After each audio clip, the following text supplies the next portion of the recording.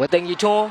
စန်တော်တော်နဲ့ပြန်တွဲလာတယ်မာတင်မဲ့စန်တော်တော်ညာချမ်းနေပဲတောက်လျှောက်ဆွဲတက်လာတယ်စန်တော်တော်အေးရတော့လက်ပြဖြတ်ချိုးပေးတယ်ပြန်ထွက်လာတယ်ဝင်သိန်းကြီးထွန်းလက်ကန်ပြီဂိုးပြီများလက်ရှိချိန်မှာတော့ပွဲစ4မိနစ်မှာပဲမာတင်ဦးဆောင်ကိုစပြီးတော့ရရှိသွားခဲ့ပြီဖြစ်ပါတယ်ဖိလစ်ပိုင်တင်းနဲ့တွေ့တိုင်းအများအားဂိုးပေါက်တွေ့လေးရှိတဲ့ဝင်သိန်းကြီးထွန်းဒီချိန်မှာလဲမာတင်တို့ဦးဆောင်ကိုတော့သွင်းထားနိုင်ခဲ့ပြီဖြစ်ပါတယ်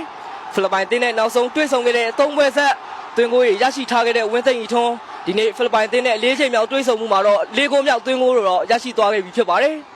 ကိုရင်းစီပွဲစမှာပဲမြန်မာတင်းကတော့အကောင်းဆုံးစတင်ပြီးတော့ဦးဆောင်လိုက်ပြီဖြစ်ပါတယ်ဟုတ်ပါတယ်ကိုညင်ဆိုရင်ဝင်သိန်းကြီးထွန်းနေနဲ့ဒီရရှိခဲ့တဲ့သွင်းကိုကသူကိုယ်တိုင်ပဲအစပြုရလို့ဆိုရမယ်မြတ်သူကိုယ်တိုင်ပဲအစပြုခဲ့ပြီးတော့သူကိုယ်တိုင်ပဲကန်တင်အဆုံးသတ်ခဲ့ရလည်းဖြစ်ပါတယ်ခုနပြတဲ့မော်ပဲကန်တင်ပေးထားတယ်အရာလေးမှာပဲခေါင်းတိုက်တယ်ညီမတင်ခန်းစစ်ကပဲရှင်းထုတ်ထားနိုင်ခဲ့ဖြစ်ပါတယ်ဒါကြောင့်ပဲပေးထားတယ်ရိုးဒီလိုက်အရာလေးပဲဖြစ်နေပေးထားတယ်ညီမတင်ခြေထဲမှာရှိတဲ့ဆန်တော့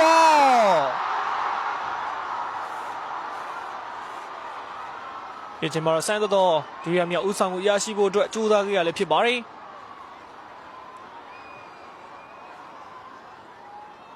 ဖိလစ်ပိုင်ရဲ့ခန်းစစ်ကကောင်းတဲ့ရှင်းလင်းပုံမသိတဲ့နေရာတစ်ခုကနေရရှိလာတဲ့အခွင့်အရေးကိုတော့စံတော်အကောင်းဆုံးသုံးမချနိုင်ခဲ့ရလည်းဖြစ်ပါတယ်။ဒါကြောင့်လို့မြန်မာအသင်းပြန်ပြီးတော့ကာဝယ်ထားနိုင်ခဲ့တာဖြစ်ပါတယ်။ဖိလစ်ပိုင်အသင်းမဲ့ရှိကိုကန်နေပေးထားတယ်။အေးရတော့ကြားတယ်။ခေါင်းတိုက်ရဲ့ပြက်ဆက်ထွက်လာပြီ။ကိုရင်းစီဒီတွေ့ရအနေထားတစ်ခုကတော့ဖိလစ်ပိုင်အသင်းခြေပါကိုပြန်လဲရရှိသွားခဲ့ပြီဖြစ်ပါတယ်။မျော်လင့်တဲ့အနေထားတစ်ခုကနေပဲဖိလစ်ပိုင်တင်ရရှိလာတဲ့အခွင့်အရေးကိုတော့အပိုင်နိုင်ဆုံးအသုံးချပြီးတော့လိုအပ်နေတဲ့ခြေပေါက်ကိုတော့ပြန်လည်ရှာဖွေသွားနိုင်ခဲ့ပြီဖြစ်ပါတယ်။ဟုတ်ပါတယ်ကိုညင်ဆိုရင်မြန်မာအသင်းနဲ့လည်းဒုတိယပိုင်းမှာတိုက်စစ်ကစားအားရောကြသွားခဲ့သလိုခန်းစပန်းကိုတော့ဒီကထားပြီးတော့ဖြစ်တင်ခဲ့ရတယ်ဖြစ်ပါတယ်။ဒီချိန်မှာဆိုလို့ရှိရင်လူမမျိုးမြတ်ညင်ရဲ့ဖန်ယူပုံကအနေငယ်မတည်တက်မှုဖြစ်ခဲ့ရလည်းဖြစ်ပါတယ်။ဒါကြောင့်မလို့ဖိလစ်ပိုင်တင်ရဲ့တိုက်စစ်မှာအသင်းရှိနေတဲ့မေလူဝစ်ကပဲထပ်မံပြီးတော့ပိတ်သိမ်းယူသွားခဲ့ရလည်းဖြစ်ပါတယ်။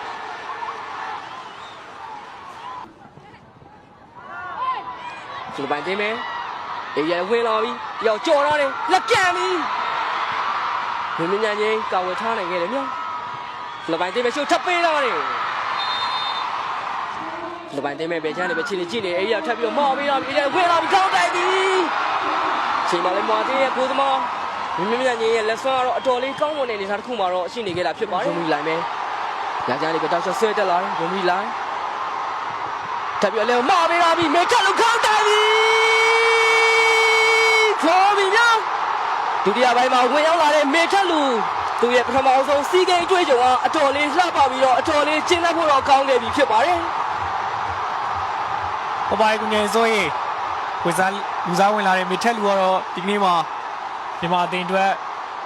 ဦးဆောင်ကိုပြန်လည်တွေ့ယူပေးနိုင်ခဲ့ပြီလည်းဖြစ်ပါတယ်။မာတင်လိုအပ်နေတဲ့အချိန်မှာမေထက်လူအကောင်းဆုံးဝင်လာပြီးတော့ရရှိလာတဲ့အခွင့်အရေးကိုလည်းအပိုင်နိုင်ဆုံးဆုံးဖြတ်ပြီးတော့မြန်မာပရိသတ်တွေမျှော်လင့်နေတဲ့အသင်းကိုတော့ရရှိအောင်စွမ်းဆောင်သွားနိုင်ခဲ့ပြီဖြစ်ပါတယ်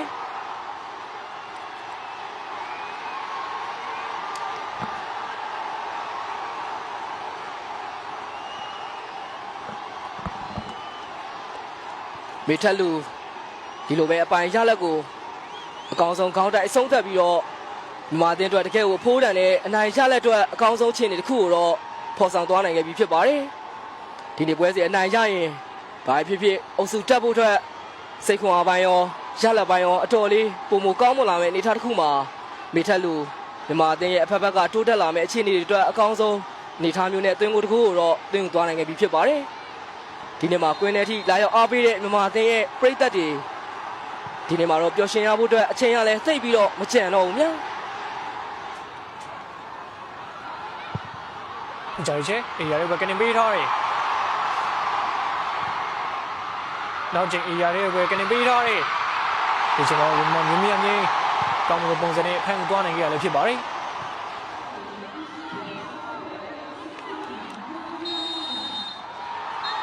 နော်စီကန်တင်ဆက်နေတဲ့ချိန်တွင်းမှာပဲမာတင်နဲ့ဖိလစ်ပိုင်တင်းတို့ရဲ့အမျိုးသမီးဘောလုံးပြိုင်ပွဲဖွင့်ပွဲစဉ်ကတော့ပြီးဆုံးသွားပြီဖြစ်ပါတယ်ပြီးဆုံးသွားတဲ့ချိန်မှာတော့မြန်မာတင်းကဝင်တကီထွန်းမေထက်လူတို့ရဲ့တွင်းကိုတွေနဲ့အတူ2025ထိုင်းစီကင်းရဲ့ အဖွင့်ပွဲစဉ်ကိုတော့အကောင်းဆုံးစပြုနိုင်ခဲ့ပြီဖြစ်ပါတယ်ဒီနေ့ပွဲစဉ်ကိုကြည့်ရှုပေးခဲ့ကြ